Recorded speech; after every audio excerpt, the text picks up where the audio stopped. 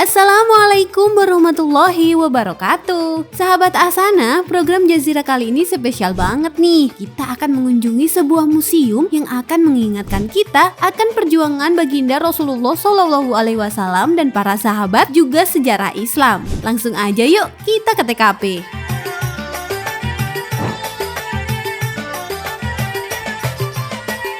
Allahumma sholli ala Muhammad wa ala ali Muhammad. Sallallahu ala Muhammad Sallallahu alaihi wasallam. Wah, ini dia sahabat. Benda-benda peninggalan Nabi dan para sahabat Nabi berada di sebuah tempat penyimpanan oleh tim pameran artefak Rasulullah dan para sahabat. Subhanallah, benda-benda ini berhasil dirawat oleh orang-orang mukmin pencinta Nabi. Nggak sembarangan loh bisa mendatangkan barang-barang ini ke negeri kita tercinta. Pasti pada heran, bener nggak sih benda-benda ini asli? Keaslian artefak sudah terjamin karena semuanya mengantongi sertifikat langsung dari negara asal masing-masing benda. Memang ada beberapa benda yang replika, tapi juga memiliki sertifikat resmi loh. Salam alaika. Untuk merawatnya juga nggak sembarangan. Benda-benda artefak ini sebelumnya berada di museum yang ada di negeri jiran Malaysia. Untuk mendatangkan ke Indonesia, tim pameran artefak membutuhkan waktu hingga 2 tahun loh. Nah, perlu sahabat Asana ketahui juga nih, barang-barang Nabi dan para sahabat Nabi kemungkinan hanya ada di tahun 2021 ini. Biar kita tahu banyak tentang benda-benda apa saja yang ada di sini, langsung aja yuk kita sama ahlinya.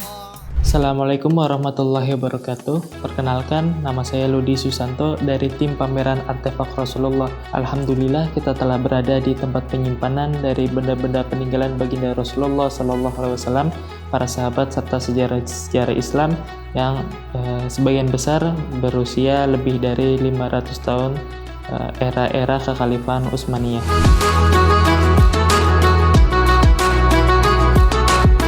Kita lihat ini adalah batu meteorit Ka'bah, di mana batuan ini merupakan batuan yang biasa digunakan dalam pembangunan dinding Ka'bah. Selanjutnya di sebelah ini adalah spesies batu meteorit yang ditemukan di bagian bawah fondasi Ka'bah serta di bagian bawah Masjidil Haram.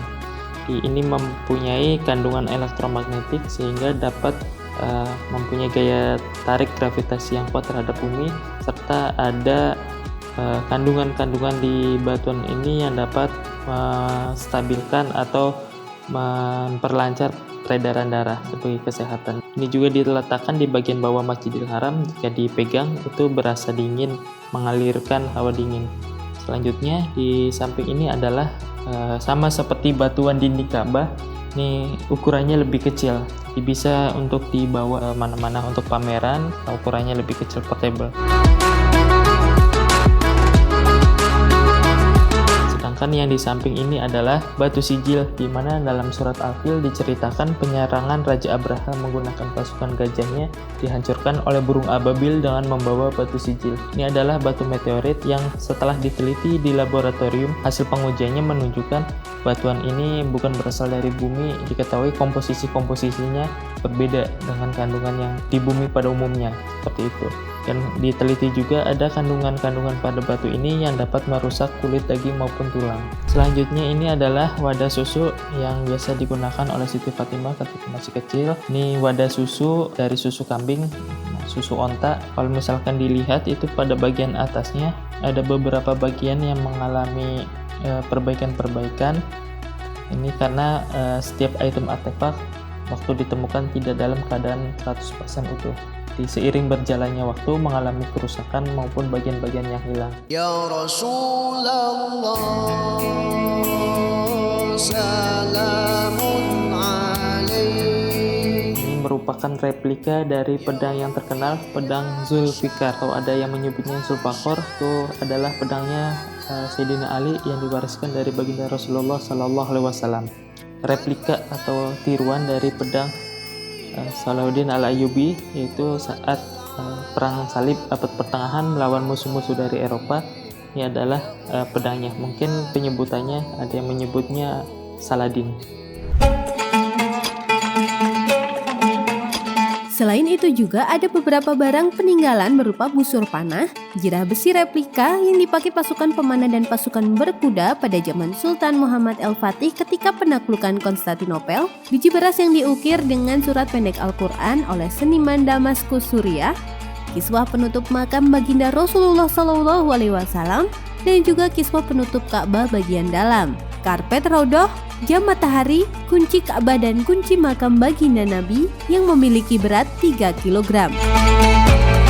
Kalau yang ini, pedang Khalid bin Walid memiliki panjang 1 meter. Ada juga pedang dari Sayyidina Husain, cucu daripada baginda Nabi Muhammad SAW. Bahkan, tim pameran artefak juga memiliki benda-benda souvenir yang bisa kita miliki seperti cincin, tasbih kayu cypress yang dipercaya sebagai kayu bahan pembuatan kapal Nabi Nuh alaihissalam, tongkat kayu lus yang merupakan bahan tongkat kayu yang digunakan oleh para nabi dan baginda Rasulullah SAW. Kalau yang ini namanya pembakar bukur, usianya kurang lebih 1 abad. Kita akan melihat koleksi dari baginda Rasulullah SAW, yang dimana koleksinya meliputi bagian-bagian tubuh baginda Rasulullah SAW maupun benda-benda yang pernah melekat pada tubuhnya baginda Rasulullah SAW. Sebelum kita masuk, kita ucapkan salam dan dalam hati tetap bersolawat. Maulaya sholli wa sallim daiman abadan ala habibika khairil khalqi kullihim. Ini adalah darah bekamnya baginda Rasulullah SAW, di mana darah bekam ini berbentuknya kristal, mengkristal dengan sendirinya seiring berjalannya waktu dan warnanya masih merah segar. Aromanya atau wanginya adalah harum, tidak berbau amis maupun bau anjir darah, dan juga kita sebagai umat Islam disunahkan untuk berbekam mengikuti anjuran baginda Rasulullah SAW.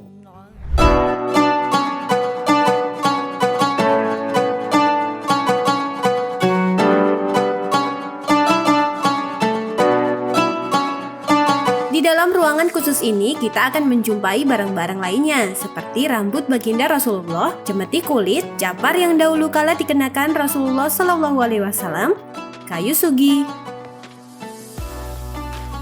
model kesan tapak kaki baginda Nabi, juga kain imamah yang merupakan salah satu koleksi dari museum artefak ini.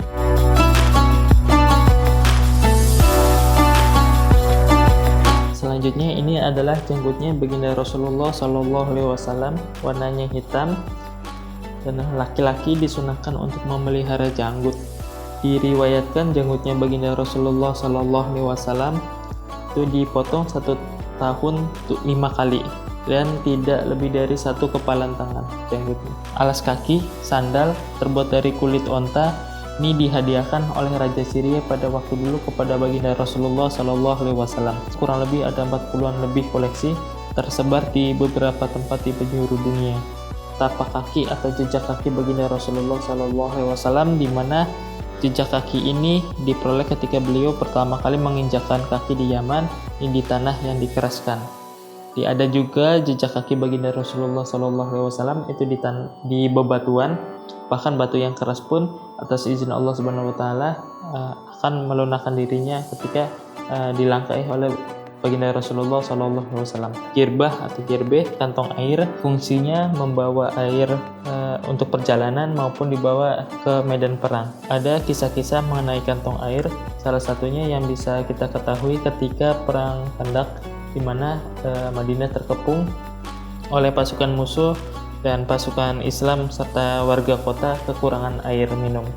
Saat itu baginda Rasulullah SAW berdoa kepada Allah Subhanahu wa taala agar dimudahkan saat peristiwa tersebut, maka dikabulkannya dengan kantong air itu mengalirkan air yang tidak habis-habisnya. Jadi tercukupilah semua kebutuhan minum para pasukan dan warga kota dari satu kantong yang secara logika tidak mungkin bisa mencukupi kebutuhan minum banyak orang. Ini adalah imamah atau sorbannya baginda Rasulullah Shallallahu Alaihi Wasallam berwarna hijau, panjangnya kurang lebih 5 meter. Ada 3 warna utama yang sering dipakai oleh baginda Rasulullah Shallallahu Alaihi Wasallam. Warna hijau biasa digunakan aktivitas keseharian, untuk bepergian dan lain sebagainya. Kemudian warna putih dilakukan untuk beribadah. Kemudian yang satu lagi warna hitam itu dikenakan ketika berperang atau bertempur lawan musuh-musuh Islam. Sorban ini atau imamah ini memiliki aroma yang dari awal sampai sekarang itu tidak hilang-hilang. Kalau misalkan dicium itu aromanya mungkin ada yang menyebutkan bau-bau misik dan kasturi, sama seperti bau keringatnya baginda Rasulullah Shallallahu Alaihi Wasallam, dan aromanya tidak hilang. Semoga Jazira kali ini memberikan informasi yang sangat bermanfaat ya sahabat Asana. Jangan lupa untuk menyaksikan Jazira di episode lainnya hanya di channel YouTube Asana TV. Nah, jangan lupa juga untuk subscribe buat yang belum, like, komen, dan share video ini sebanyak-banyaknya. Sampai jumpa. Wassalamualaikum warahmatullahi wabarakatuh.